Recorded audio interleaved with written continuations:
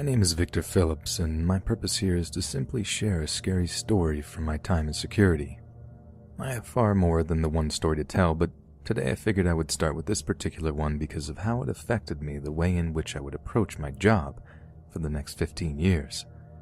I did actually begin my career in the Chicago Police Department fresh out of the academy, but the stress of policing some of the more violent areas of the city drove me to leave after only 7 years of service.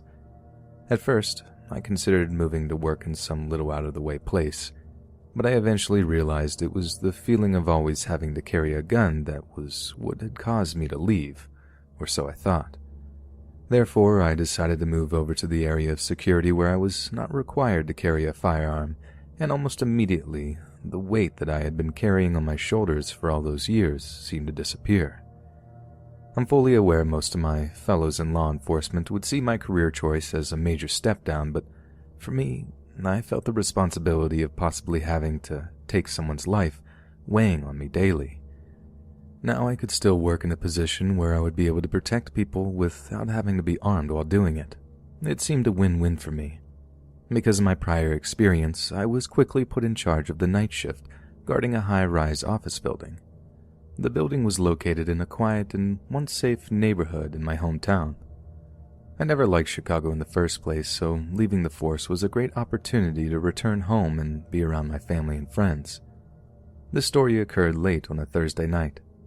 I had been walking the female employees of the building to their cars, and that was what I was busy doing when I ran into a career-altering situation. Having just left the car of one employee, I heard the sound of a man yelling at someone across the parking lot. A quick look around and I found the source of the racket. It appeared to be a disheveled man attempting to rob a woman I knew who worked in the building. Without a second thought, I ran to help. Not until I was too close to turn around for assistance did I notice that the man was holding the poor lady at gunpoint. The attacker was at first taken aback by my presence, but the second he realized I was unarmed, he actually began laughing. He knew at that point he was in control, and he took advantage of this by rushing me and clubbing me with the butt of his pistol until I apparently lost consciousness. It wasn't long before I came to, but it was long enough for him to make his escape with his victim's jewelry and money. Apparently, someone had witnessed the mess and called 911. After a few hours at the emergency room and a long night awake to reflect on the incident, I was horribly overwhelmed by embarrassment and regret, but that wasn't the biggest realization. It had taken such a dangerous incident to make me understand that I was responsible not only for my own safety, but also for the people I had to protect. I know it sounds stupid of me to have just come to that conclusion, but I guess I had always thought I carried a gun to protect myself from bad people. Now it seems logical that I couldn't protect others if I wasn't at first safe. What can I say? I guess I can chalk it up to my youth, but perhaps I was nothing more than a selfish kid. Regardless of the reasons or cause, I knew I had a basic responsibility to carry a sidearm when on duty, and so I have the past 15 years since and probably will until my retirement. It wasn't until I had returned to work and began discussing how much my great hometown had changed with others did I discover how bad crime had gotten. There had always been a bad neighborhood, and I'd wager most cities have one of their own, but it had apparently began leaking out into the historically safe areas. This must have been what I bumped into that night. I can say with some amount of pride that in the years since then, the crime rate here has dropped drastically, and I'd like to take some responsibility in causing that. After all, that epiphany I had all those years ago showed me that I would never be of any use to my community working as a security guard. So after giving my 2 weeks with my present employer at the time, I joined my hometown police force and have been here doing my best to clean up my city ever since.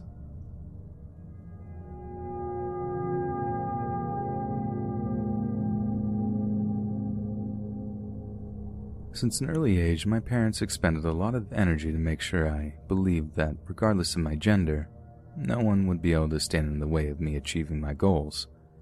They often told me that working my hardest would be enough to get where I wanted to be, and on those rare occasions when my fellow humans stood in the way of my dreams solely because of my gender, my hard work ethic would ensure my ultimate victory over their petty bigotry.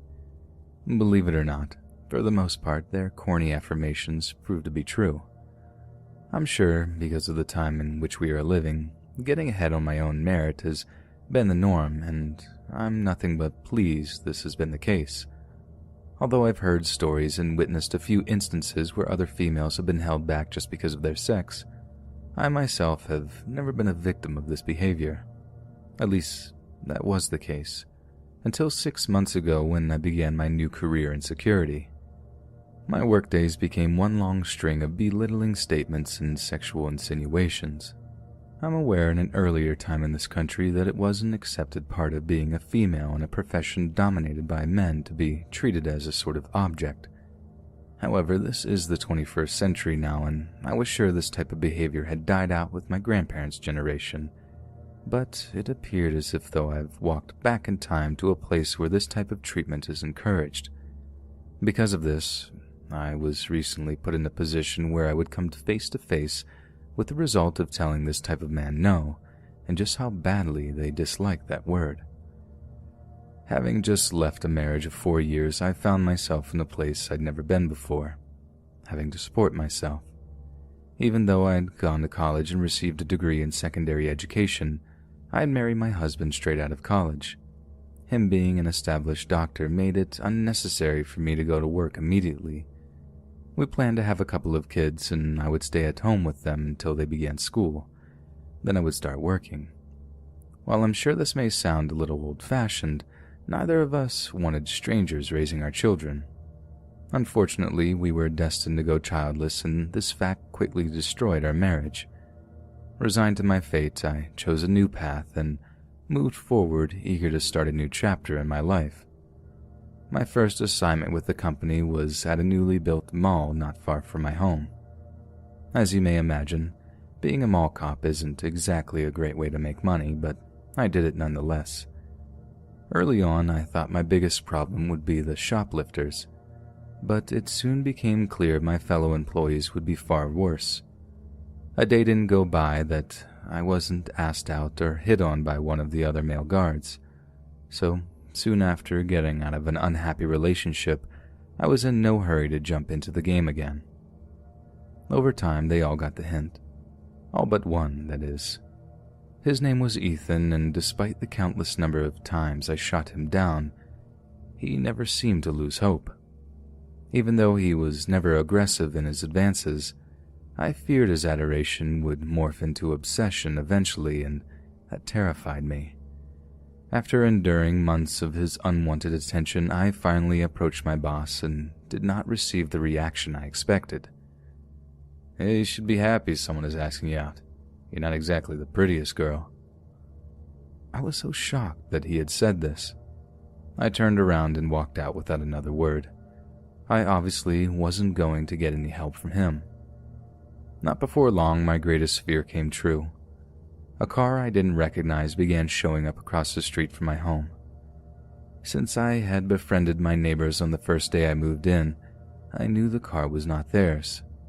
Just to make sure I wasn't being paranoid, I went door to door asking my neighbors if they knew who owned the car, but none of them did. About the same time the car had shown up across the street, Ethan stopped talking to me at work. Other than asking questions pertaining to our job, he'd ceased talking to me at all. At the time, I believed it was because our boss had spoken to him, but looking back, I can't believe I didn't put the two things together. But I'm still relatively young, so I'll surely make mistakes. Once I'd noticed the car sitting outside more than 5 times, I went into a rage and ran over to confront the driver. Naturally, they drove away before I could, but I did finally file a complaint with the police.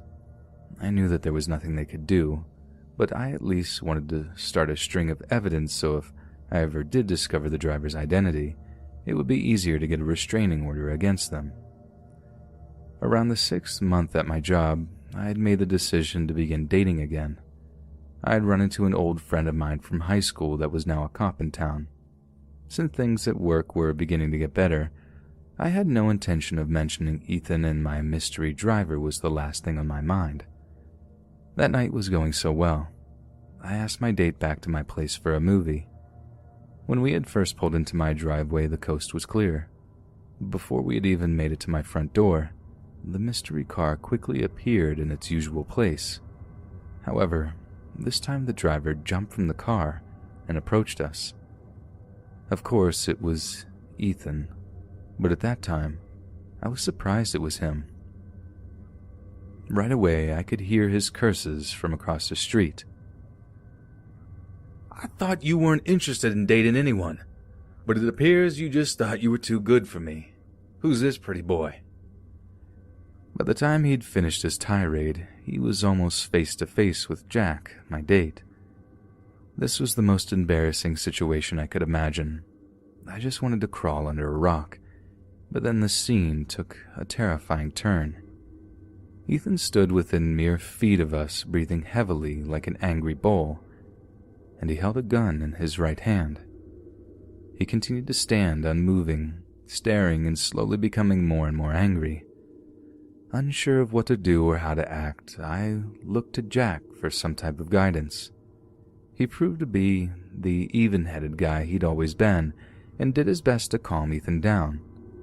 But the second he mentioned he was a cop, this made Ethan even angrier. "Oh, I see. I always knew you were a badge bunny, but apparently security guards were never good enough for you, huh?" I guess seeing no other option, Jack tackled Ethan to the ground and went right for the gun. This was the point in which I was the most scared. Ethan was well over 6 foot and built like a linebacker, and Jack was far smaller and lean, but somehow he managed to get the upper hand. After several minutes of laying a steady whipping on Ethan, Jack put the gun in his waistband and stood up. He took a quick walk to his car, watching Ethan the whole time, and came back with some handcuffs. Once he had him locked up, he made a call to the dispatcher to get them to send a car and bring Ethan in. During the whole time this was all going on, I didn't dare say a word, and it wasn't until Jack hung up his phone did I finally speak. "I'm so sorry I got you into this mess. I'll understand if you don't want to see me again." "You ain't got nothing to be sorry about. I ain't got to whip anybody's butt like that in a long time, although it would help to know what brought all this on." While we waited on the cruiser, I explained the entire mess to him just as I have here, and to my amazement, he still didn't run away. In the following weeks, I filed that restraining order against Ethan with help from Jack and an understanding judge. In addition to a beating he'll never forget, he was also sentenced to 18 months in the county jail. I hope, for his own good and, of course, mine, that when he's released, he forgets about me and learns the true meaning of no when it comes from a woman. After all the stuff I'd gone through, I finally realized the security business wasn't for me and went the direction I should have in the first place. Although I may only be a substitute teacher for now, I know with my desire to excel, I'll get to where I want to be eventually. Lord knows why I didn't choose this path in the beginning, but I do know it's where I belong. With Jack at my side, I hope I may persevere in the one area I was unsuccessful, but that's another story for another time. Keep me in your hearts, and I hope one day soon to be able to share it with you all.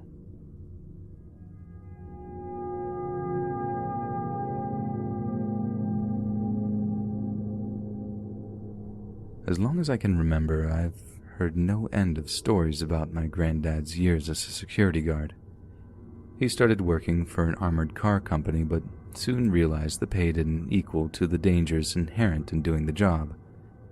So, after 3 years with the armored car people, he moved on to the First National Bank, then located in the heart of downtown. It being a family-owned business, they did the best they could to pay a competitive wage to the employees, including my granddad. In over 20 years guarding the bank, there was just a few small problems for him to deal with and no attempted robberies. Except one, and that's the story I plan to share with you all. I hope you enjoy it, but keep in mind it's the only story he ever only told once. As I go, I believe you may begin to see why. To the best of my memory, this incident took place around 1981. The only real reason I have for this date is because Granddad said it happened about 10 years after he began working for the bank, and I do know for certain he joined them in 1971. So, whether the date matters or not, this is when it took place. Regardless of date, the morning was an average workday. He just opened the doors a half hour before and was having a conversation with one of the regulars. Unbeknownst to him, a man had got the drop on him and gave him 2 quick whacks on the back of his head with his pistol. He doesn't remember what happened after that until he came to a few minutes later, but since his coworkers were able to fill in the blank spots later, I can tell you how the rest of the story played out.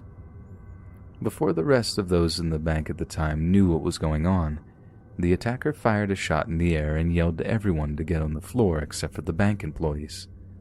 The customers did what they were told, and the robber quickly approached the bank manager, covering him with his gun the whole time. Then he calmly instructed the manager to tell the tellers to empty their cash drawers and place the money on the counter in front of them. Doing what he was told, the manager yelled out to the single cashier on duty to empty her drawer. Now, this is where the calm bank robber lost his cool. Noticing that there was only one cashier on duty, he yelled at the manager and asked him where the rest of the cashiers were. Doing his best not to anger the robber more, he reluctantly told him that it was usual for them to only have one cashier until the noon rush started. Frustrated and not knowing what to do, the robber stood for a few seconds before he let out a growl of frustration and punched the manager in the gut and face. The others present said the bank manager folded like a deck of cards. For a moment, the robber stood over the body of the manager and pointed his gun at him as if though he was about to shoot him, but after a couple of moments he let out another yell of frustration and turned to the cashier's window. This was around the time Granddad started to regain his wits. He said when he opened his eyes he realized he was tucked away in a small nook out of sight from anyone. When he'd been attacked, he was standing next to a cutout area at the end of the cash windows that usually held a large plant, but since the plant had recently died, the notch was empty. Apparently when he was knocked out, his body fell into the empty space, so for a few minutes he remained laying there, just listening to what was going on. Once he realized no one could see him, he decided he'd use that advantage to ambush the thief on his way out the door. At the time he told me this, he acknowledged that it wasn't encouraged in policy to shoot a thief who had not shot at him or others in the bank first. However, he wagered that he'd have the support of his employers since he had been assaulted by the robber earlier, and even if he wouldn't be, he was mad about being pistol whipped and didn't really care anymore at the time what anyone thought about it.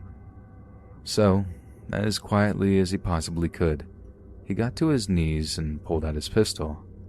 Then all he could do was listen and wait. After beating the bank manager up and menacing him with his gun for a moment, the robber made his way to the sole open cash window to get the money that had been stacked there for him.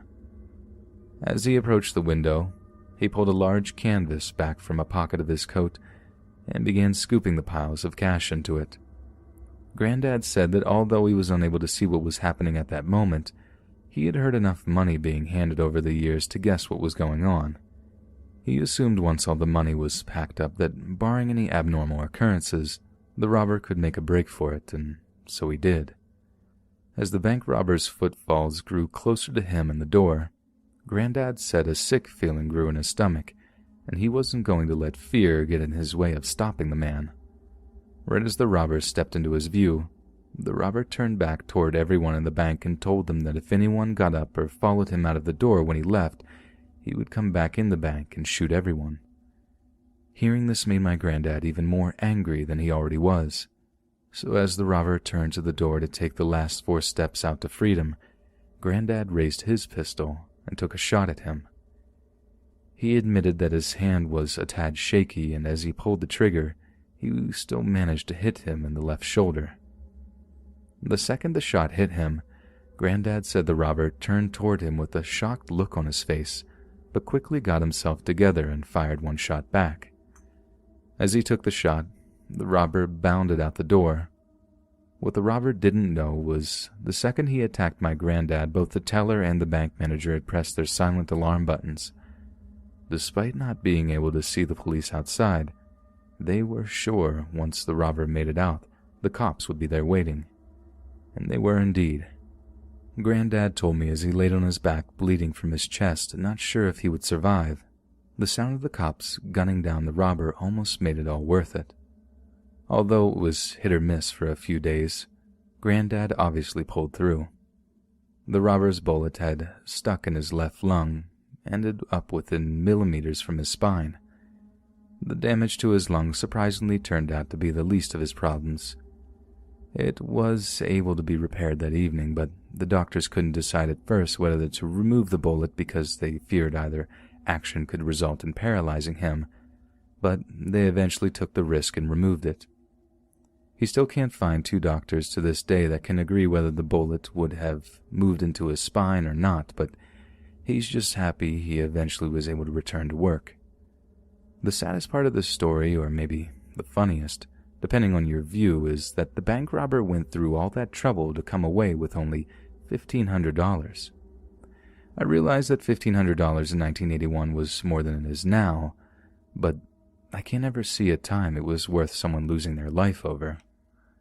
I don't know, maybe I'm spoiled. The sound Granddad heard as he laid there on that floor was indeed the sound of gunshots. The medical examiner report counted 44 in total, but the chief of police made sure to show the media the bullet holes in the police cruiser that came from the robber's gun, all 3 of them. Like I said above, Granddad did return to the bank 2 months later, and through the remaining years of his time there, he never had to fire his gun ever again. Although there was one time he came close while intervening in a very heated argument between a man and his mistress, but I'll save that story for another time. You guys let me know if you're interested in hearing it.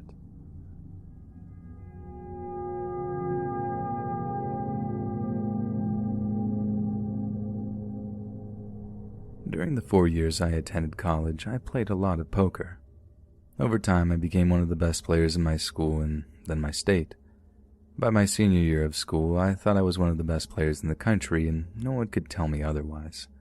I was so sure I was unbeatable that when I received my financial loan money for the year, I took it all with me to a big game, often attended by many of the best players in the state, and lost almost all of it. Although I still had enough to start the year, I obviously wasn't going to make it through to graduation without finding a way to get it back. Since I wasn't going to get the money from my parents, I had to do the one thing I'd been avoiding the last 3 years: get a job. For the first few days after the game, I had no idea where to go. I was still young and had very little experience in the workforce. To my shock, I found my answer one morning in the library.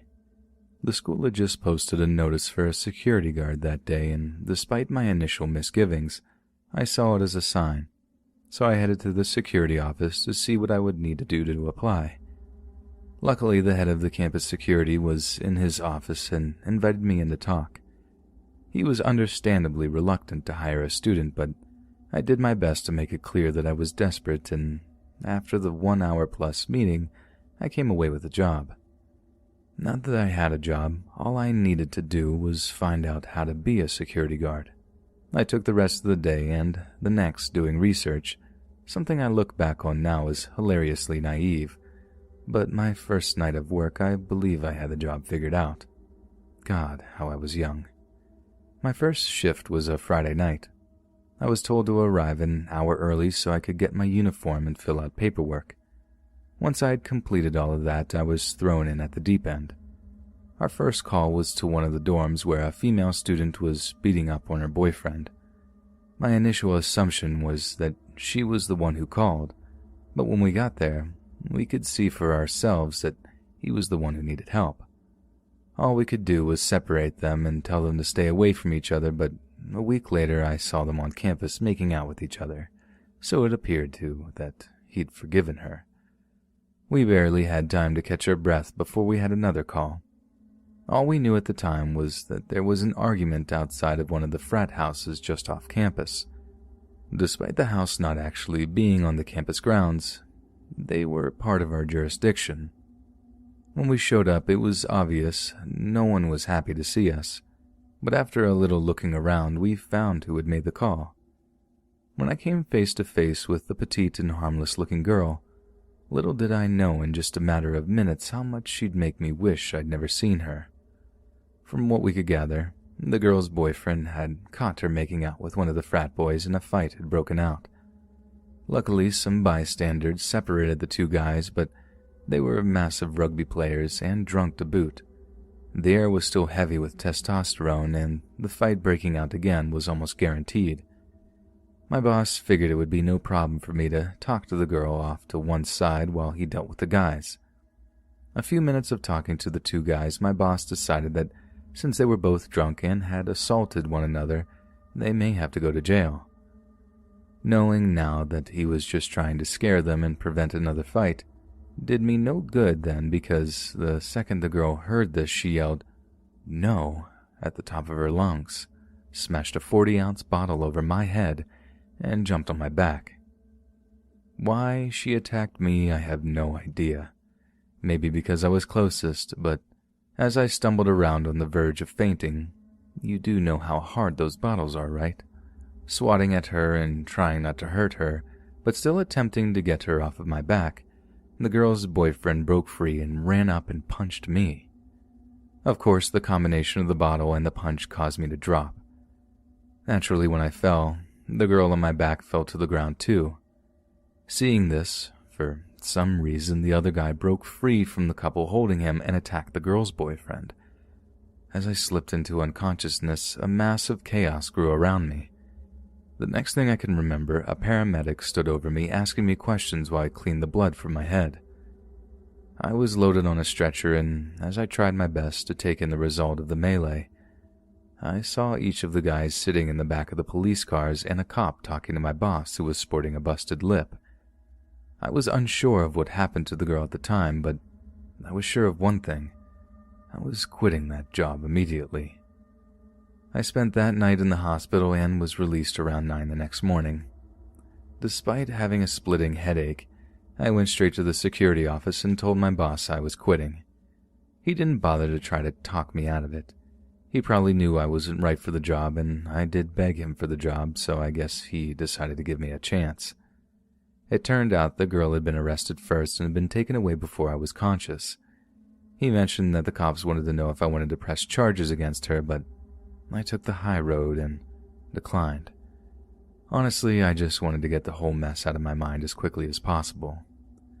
Since I'd quit, I was obviously back to square one, but I decided to take the path I should have in the first place and hit the bricks.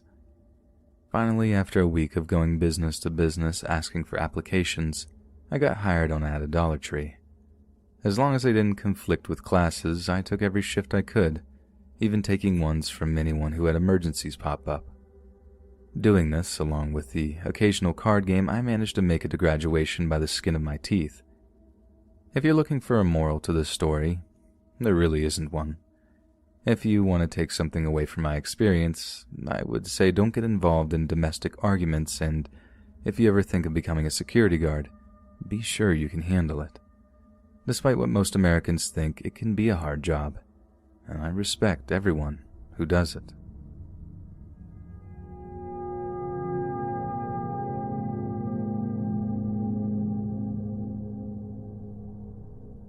I'd have to be majorly out of touch not to be aware of society's overall attitude towards security guards.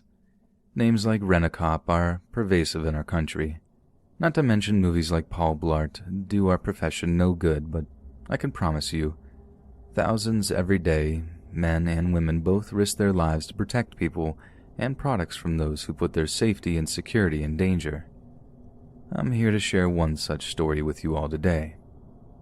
I began my career in security much like the majority of us do, with a private company. Depending on the day, I may spend my time patrolling a strip mall or protecting a high-end jewelry store. This was my gig for 12 years until I was headhunted away by a 4- and 5-star hotel chain to run their security in one of their Florida locations. The chance to no longer have to pound the pavement was too good to pass up, and I accepted the job right away. I initially had 4 guys working under me, but I added 1 more guy within a month of getting there. For the most part, the hotel was a quiet place, so for me and my guards it was a low-stress environment. Things stayed relatively easygoing for the first year. Don't get me wrong, it was by no means a utopia. Because our location and reputation, we tend to attract celebrities of all forms of entertainment looking to take a break from the constant peeping of the media. Occasionally, we are faced with a star who mistakes our respect of his privacy as an excuse to take things too far. It was one particular entertainer's disgusting behavior that motivated me to share this tale with everyone here. When I took the job as senior pencil pusher, I was well aware I would be sacrificing some of the more exciting aspects of the job for more money. So, that morning we got the call for backup from one of my guys. I jumped on it. Apparently, he answered a noise complaint from another guest, and even after 5 straight minutes of knocking on the door, the only answer he received was the sounds of furniture and glass breaking. So, not sure what he was about to walk into, he called for backup. Once I arrived, we carefully entered, still announcing our presence the entire time. The room was now completely silent. As I peeked around the corner, I noticed the guest laying still on the bed surrounded by broken furniture. Figured he had worn himself out. I told my guy we should check on him to make sure he didn't need the paramedics. As we calmly and confidently approached the bed, he leapt up and pounced upon my employee. While he hung around his neck like a monkey, he was screaming something about the CIA. My guard stumbled and dropped to the ground, continuing to fight off his attacker. Almost as soon as he pounced on my guy, I was standing behind the guest, punching him in the kidneys, trying to get him off of my employee's back. What I wasn't aware of at first, because of where I was standing, was that he had been stabbing my guy with a steak knife. But once he fell to the ground, I could see his wounds. The guest was trying to get back to his feet while still ranting, but now had turned his crazy eyes onto me and raised his knife. As his arm came down, I lifted mine and blocked his strike, but nonetheless got slashed through the forearm. At this point, I was fed up with this guy, so I grabbed his knife hand and started punching him as hard as I could until he blacked out.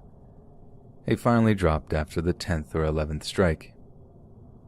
He had to have been on something strong because he should have been knocked out way before that. I jumped up and grabbed a napkin from a room service tray and wrapped it around my arm to slow the blood. Once I'd kicked the guest off of my guy, I could check his wounds far better. Even though I was afraid he had been poked full of holes, he only had 2 really bad wounds on his upper chest. I removed my shirt and used it to apply pressure until the paramedics arrived. They patched him up temporarily and rushed him off to the ER. The cops cuffed the guest, and the minute he came to, he went back to ranting and putting up a fight with the police for quite a while. But he left the hotel shackled from his ankles to his wrists with a few more injuries. It wasn't until the whole mess cooled down did I remember I had a cut on my arm. I hoped I could get away with throwing a Band-Aid on it and go about my work, but once I had a good look at it, I knew it was a bit more serious. I was headed to the hospital anyway to check on my guy, so I stopped off and had them stitch it up once I discovered his condition. To his family's joy and mine, the stab wounds were not life-threatening. Out of the 6 punctures, only the 2 were deep enough to cause any long-term damage if they had hit something vital, but since one was in his shoulder and the other just below it, in the upper chest well away from his heart, other than a few weeks of pain, he would be fine. After 2 weeks of paid vacation, he returned to work almost as fit as before. Because of his place in society and his money, he had to know he was going to get off with a slap on his wrist. His people managed to get the incident hushed up, but I made sure that he was banned from staying at any of our hotels across the country. My guard, Alan, did walk away with a couple $100,000 after the news he had contacted a lawyer reached the guest. He's happy his son's college funds are taken care of for now, but I doubt he'd tell you it was worth it. The incident did serve as a reminder that I'm not as strong or as tough as I used to be. So now I leave it to my guards to back each other up. I'd hate to be the reason one of my guys got hurt or killed because I didn't know when it was time to pass the torch on to someone younger and fitter. I understand now my number one priority is to ensure I have the best guys available to keep the guests of the hotel and my other employees safe from maniacs like the one I just told you about. If that has become my place in life, I see it as the noblest one to hold, and I am more than honored to be the man chosen to do it.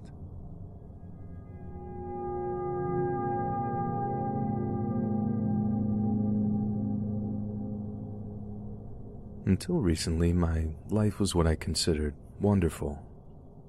However, in the last year, my marriage of 10 years ended, and I've been unable to see my daughter since she left with my ex-wife when she moved to be closer to her parents. Considering my family life has just collapsed, I've begun focusing more on work. I've been working for a large private security company since 2005, and it's proved to be an enjoyable experience. Although most of my time with the company I've worked the graveyard shift, I've never seen or heard anything out of the ordinary occurring. Things were appearing to go ahead as normal, until a few nights ago when I saw something so horrifying, I considered quitting my job right then and there. The following story is my best possible telling of what I experienced. I promise you, words cannot begin to describe how scary this all was. The 2 nights in question were strangely dark, black in an almost unworldly way. My employer had contracted me to work nights watching over a large pre-owned car lot that had recently been plagued with a rash of thefts. I was posted in a small building, maybe 8 by 10 in size. My theory is it once served as one of those photomat buildings where they used to process photographs until they died out in the mid-80s. The building has enough room for a small desk to hold a laptop and a radio charging unit. At the desk sits a rolling office chair, and the whole setup stands in front of a sliding drive-through window. There's just enough space left for the door to open into it and no more. Despite it being rather cramped, I've been able to make it work. Most of my shift, I sit at the table and browse through the internet. About every hour or so, I step out to do my rounds of the lot. My jaunts around the property give me a chance to stretch my legs and enjoy the cool night air. An occasional run-in with some critter like an armadillo is the extent of my visitors, and this is the way I've always liked it. This property, in spite of its prior activities, had been an especially quiet one. I had been optimistic I'd get through the contract without any trouble from those who had caused me to be here in the first place. But after my experience of a few nights ago, I would much prefer to have to deal with thieves rather than him. A couple of nights ago, I believe it was a Monday, I'd been kicking back and watching an episode of an old podcast and drinking my 5th cup of coffee. The air in the shed was starting to get a bit stale, so I stood up to open the sliding window. Sitting down, I went back to watching the podcast. I'd had my laptop turned up about halfway so I'd still be able to hear any noises in the area. As the show wrapped up, I stood up again to get some circulation back into my legs. I was shaking out my legs when I heard a light scuffing noise, like a dress shoe scraping across asphalt. Quickly, I looked out the window and made eye contact with a man. This wasn't a regular man, however. He stood around the same height as me and was wearing a dark blue windbreaker zipped all the way up. I couldn't see his pants at the time, but those don't matter. He just looked wrong. The only way I can describe it. The longer I looked at him, the more uncomfortable I grew. His face was a whitish, almost opaque color, but it was his grin. God, that grin. His smile stretched across his face to an unholy extent. It was like he had grabbed at his mouth and pulled it almost to his earlobes. Despite my overwhelming desire to scream, I could not move. He stood frozen, only continuing to stare into my eyes. Although I was sure his grin could not grow any larger, He drew it up into a freakish half-moon shape and said just this: "Hello there." The words slid slowly from his mouth as he said it.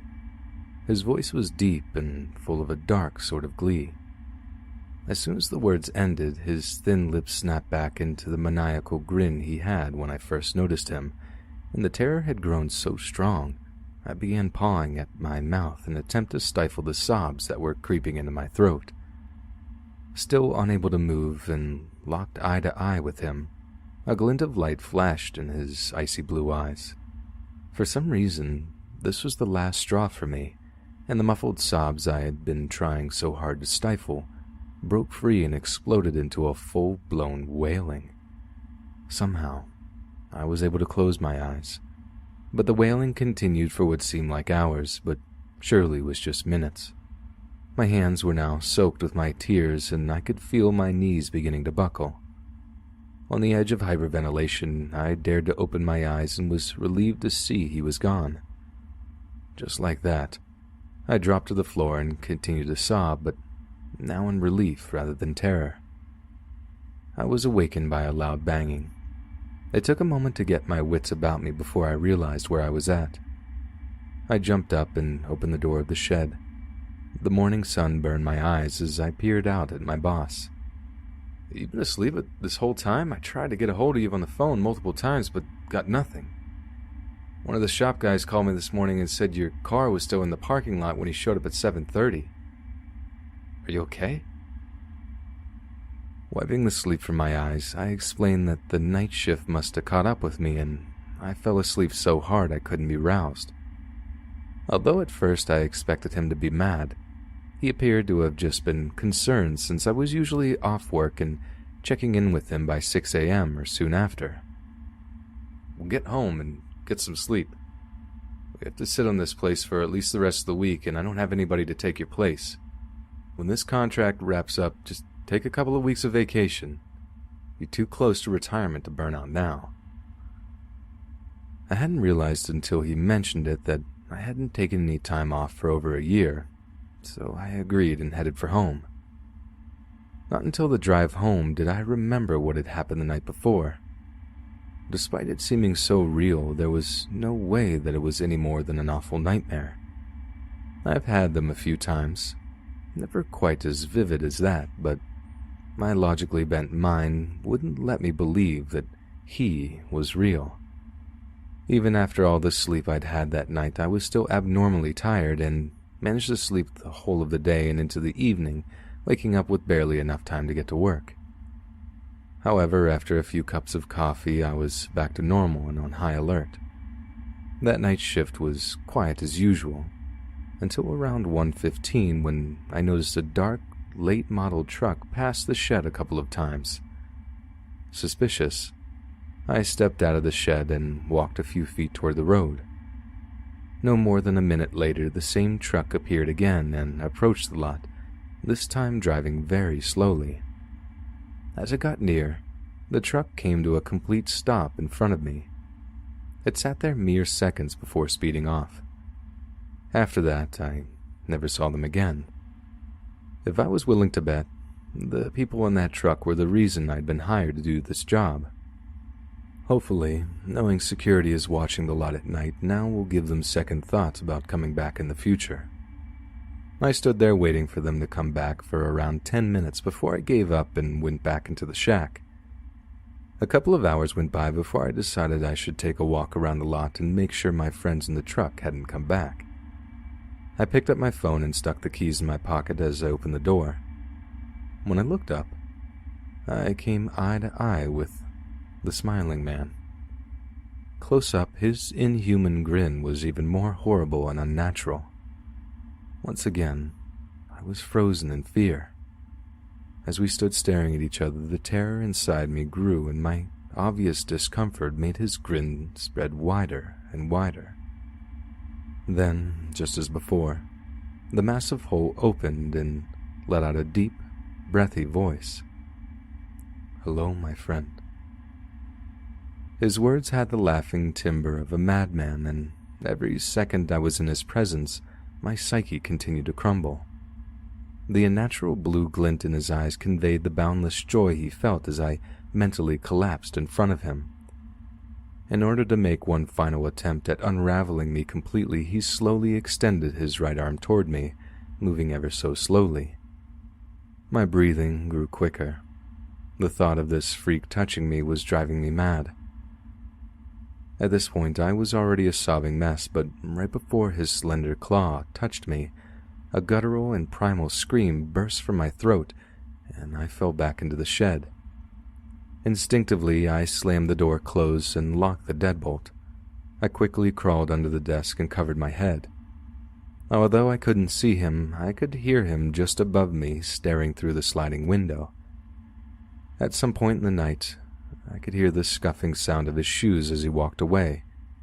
Just like the night prior, I stayed curled up into a ball, this time under the table, quietly sobbing until dawn. As the first rays of sun peered into the little shed, I timidly crawled from under the table and peeked out of the window to ensure the ghoul was truly gone. Once I was sure, I grabbed my things and ran to my car. I drove directly to our office and demanded the boss take me off the job. He said nothing at first, just staring for a moment. I can imagine my appearance was shocking. I'd spent the night huddled under a table bawling like a frightened child, but essentially that's what I'd been. Somehow, that horribly distorted man had an unworldly power over me, a power I could neither explain nor understand. Waiting for my boss to answer, I stood before him impatiently. "Please, sit down and relax." His words were blunt and commanding, but I continued standing, unwilling to move. But when he pointed to a chair next to me, I relented and sat. Once I had sat, his expression changed to one of concern, and he asked me what was wrong with me. Confident that he would never understand the terror of the situation, I said nothing other than there were some weird things happening around the car lot, and it was freaking me out. I did, however, make it out to sound as if though I was possibly just worn out like he had suggested the morning prior. Once again, he sat silent for a minute and stared at me with a look of indecision. "Okay, here's what we're going to do. You're going to take a few weeks off. I don't want you to do anything other than sleep and lay out in the sun. When the 2 weeks are over, you're going to come back, work days for a while. And when I say a while, I mean a long while. You've been working nights for far too long. Humans need sun and sleep to function, especially at your age. I'll say yes, sir, and I'll stick you on a desk until you retire." Initially, I felt a pang of disgust at how he summed it all up to something so stupid, but I'd gotten what I wanted. Although I hated working days, it reduced my chances of ever having to come face to face with that man again. So I agreed and drove home. So it's Thursday afternoon, and we're back to the present time. Now that my story has been told, I want to make one thing very clear before moving ahead. Now and never have I believed the smiling man to be some kind of supernatural entity. Those type of things belong in the world of fantasy and science fiction, believe me. No, that man is most certainly a living human being that eats and breathes just like the rest of us, and that's what makes his existence all the more horrifying. Someone like him, whether they are merely disfigured and mad or something far worse we have yet to comprehend, cannot be disregarded like any sensible member of society can disregard a ghost or brain-eating zombie. We are forced by matter of chance to suffer the horror of his ungodly image and what, if any, power he has to push your sanity to the breaking point.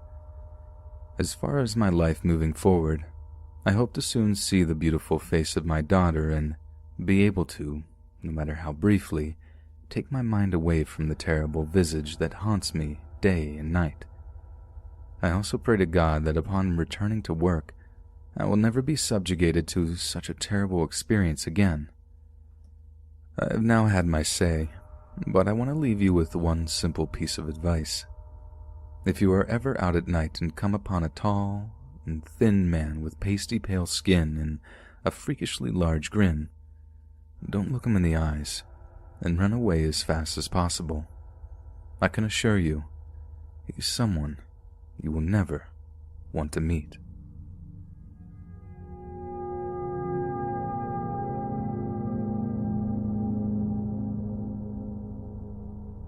Despite my reservations, I think it's important for me to share this story with all of you who I've spent so much of my free time in the past 3 years with. Many of those around here may be aware that I have recently become a security guard at our local high school.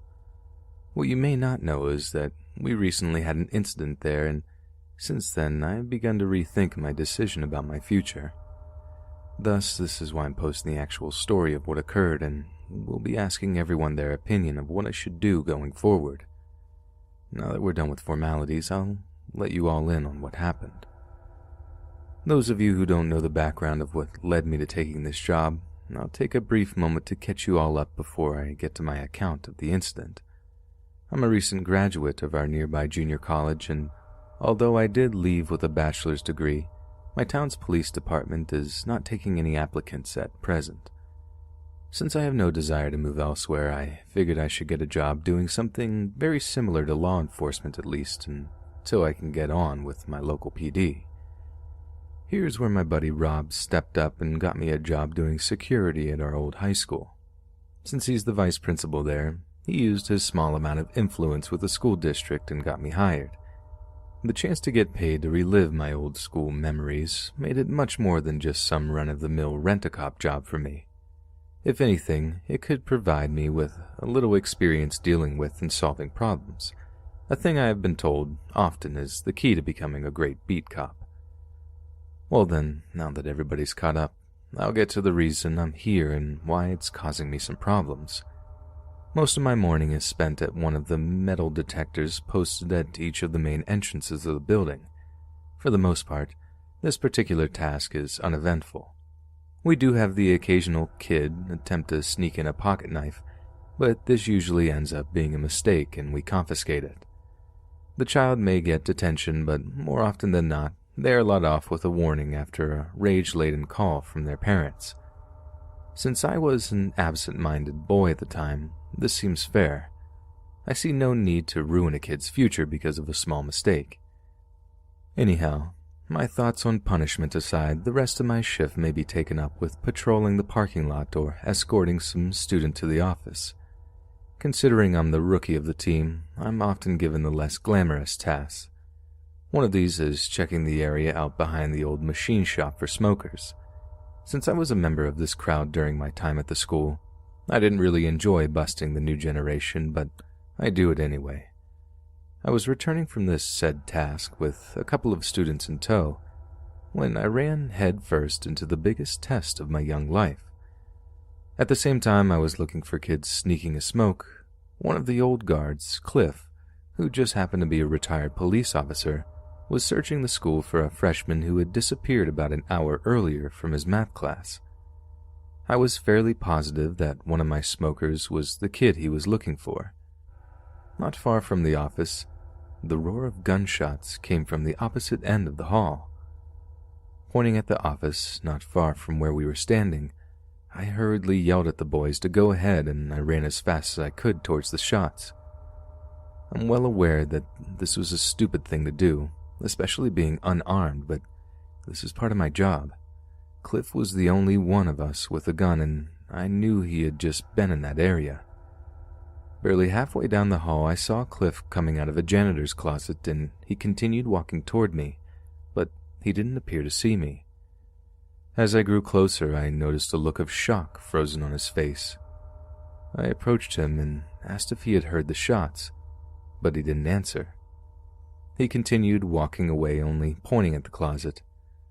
I yelled at him to get his attention, but this proved to be useless, so I swallowed the lump in my throat and slowly opened the closet door. As happens in such times, the door creaked loudly as it opened. Once it was about 1/4 of the way open, I peeked around the edge of the frame and saw the body of a boy laying on the floor. This shocked me at first, but I quickly pulled myself together and craned my head further into the room. This is when I noticed a revolver laying in the pool of blood slowly growing about his body. I summoned up my courage and entered the closet to get a better look. Looking down upon the boy's body, I realized that this was the kid that had gone missing from his class earlier.